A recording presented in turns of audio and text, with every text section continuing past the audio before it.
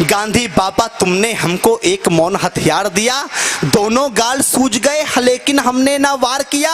आदर्श तुम्हारे जिंदा है, बड़े महान हो तुम बापू, संपूर्ण विश्व में इस भारत की एक पहचान हो तुम बापू। अगर आपने चाहा होता तुम भी ऐश ले सकते थे, देश बेचकर अंग्रेजों से मोटा कैश ले सकते थे, स्वदेशी का नारा देकर दिन भर चरखा चलाते थे, देश का खर्चा ज्यादा ना हो आधा लैंप जलाते थे। आधी आजादी का बापू तुमको ही हकदार कहूंगा, कोई विरोधी तेरा होगा मैं उसको गद्दार कहूंगा। लेकिन देश के बंटवारे पर बापू गुस्सा तन जाता है।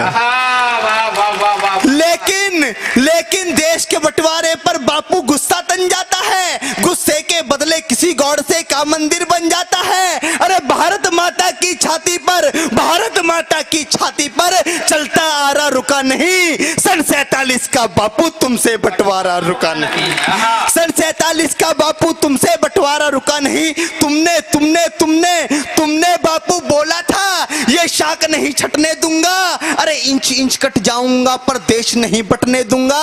अरे चंदा सूरज धरती अंबर, चंदा सूरज धरती अंबर सारे ही शर्मिंदा थे, जिस दिन देश बटा बापू उस दिन तुम भी जिंदा थे।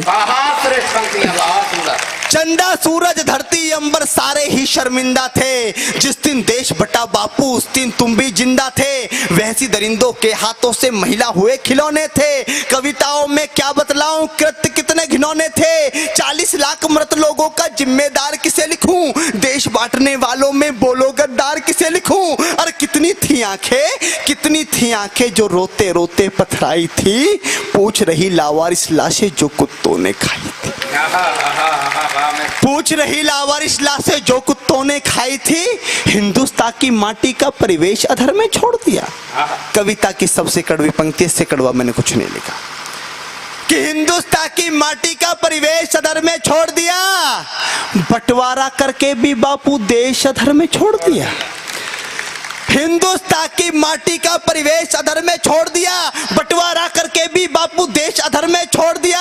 अरे दो थप्पड़ के बदले में, दो थप्पड़ के बदले में एक थप्पड़ तो मारा करते, अरे बंटवारा भी करना था तो ढंग से बंटवारा करते। क्या बात है, बात सुना।